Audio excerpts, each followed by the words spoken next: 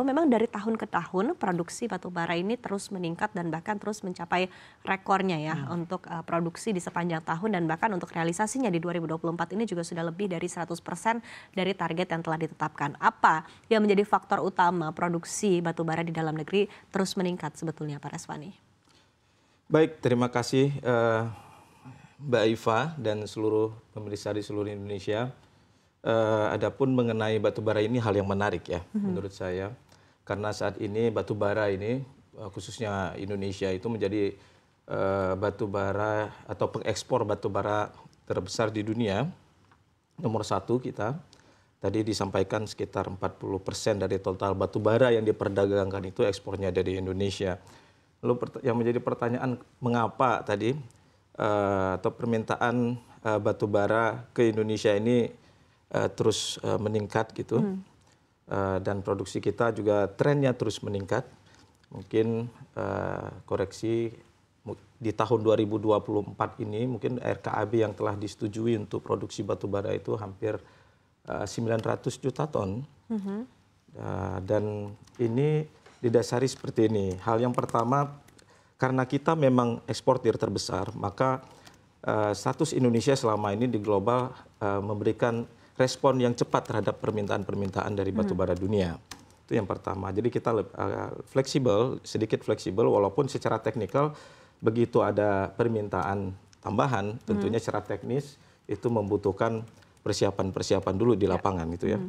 Lalu yang kedua, tadi disampaikan bahwa dari 8,4 miliar ton batubara di dunia, itu yang diperdagangkan sekitar 1,4 miliar ton gitu ya. Dan dari 1,4 miliar ton itu juga dominannya itu dari Asia. Nah, maka Indonesia yang memiliki posisi geografis yang strategis, nah ini dilihat sebagai suatu negara yang memiliki positioning yang lebih baik untuk melakukan suplai batubara ke dunia yang tadi didominasi juga oleh Asia, seperti Cina, India, dan sekarang juga di Korea Selatan.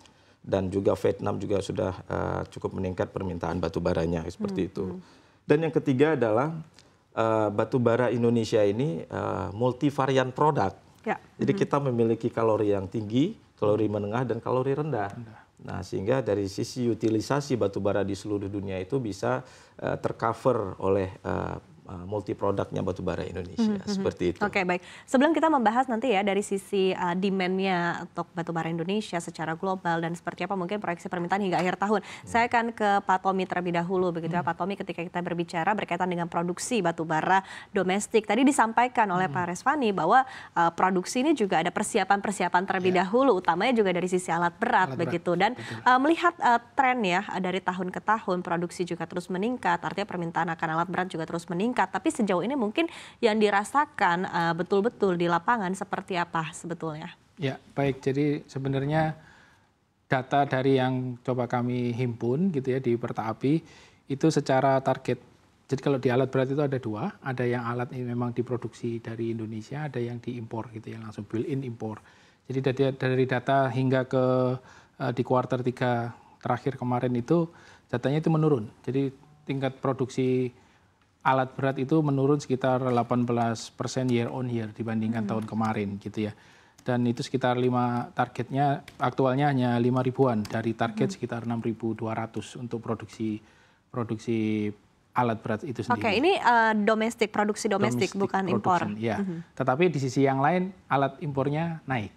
Gitu, karena memang data ini memang kami coba lihat bahwa ternyata ada beberapa growth demand di mana rata-rata adalah didominasi oleh kebutuhan di pertambangan nikel, sehingga karena produksi yang memang kurang memenuhi target, sehingga akhirnya para pemain nikel harus membeli produk dari negara lain, dan itu impor ya, produk impor seperti itu. Jadi menurut kami itulah makanya secara tadi mungkin di awal ada statement dari Bu Rita bahwa sebenarnya target suplai batubaranya mungkin tidak akan berkurang karena sebenarnya, tapi kalau dari sisi alatnya produksinya agak turun. Kenapa?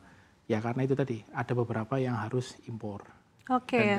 Itu Tapi sebenarnya ilmu preferensi, mungkin dari preferensi sendiri para pelaku usaha begitu domestik sebetulnya antara alat impor dan alat produksi dalam negeri seperti apa sejauh ini? Ya sebenarnya kalau dari sisi pengusahanya yang penting selama target produksinya tercapai ya, outputnya tercapai harusnya tidak ada masalah. Ya. Karena memang semuanya itu ada pertimbangan dan kalkulasinya. Semisal ketika mereka harus membeli dengan brand-brand tertentu, diharapkan dengan project yang lebih long lasting, dia akan memilih dengan brand tertentu. Tapi misalnya projectnya hanya short term, mereka akan cenderung memilih dengan yang brand yang lebih short term juga. Baik. Itu lebih ke... Yang penting sebetulnya alatnya ada begitu ya Pak Respandi. Iya betul, karena sekarang kan cukup banyak juga produk-produk dari China terutama yang sudah membanjiri impor alat berat di Indonesia. Jadi saya pikir itu satu sisi memang juga jadi peluang untuk bisa memilih ya pada pelaku usaha ini. Baik, tapi tadi kita berbicara berkaitan dengan tadi ya produksi, ada kekhawatiran oversupply juga akan berpengaruh juga kepada pergerakan harga komoditas secara dunia begitu dan juga profitabilitas dari perusahaan. Nah, tanggapan Anda sendiri dari Perhapi berkaitan dengan hal ini seperti apa? Jadi begini, kita jangan terlalu khawatir kalau menurut saya dengan oversupply. Kenapa? Indonesia sedang membangun, Mbak Iva ya.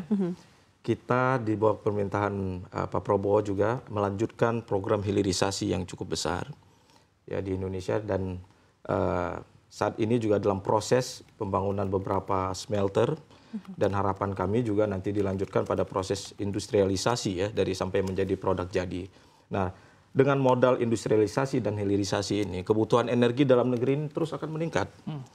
Jadi satu sisi jika terjadi slowdown dari permintaan global, tapi kebutuhan domestik saya yakin akan terus meningkat dengan adanya pertumbuhan ekonomi dan pertumbuhan industri seperti itu.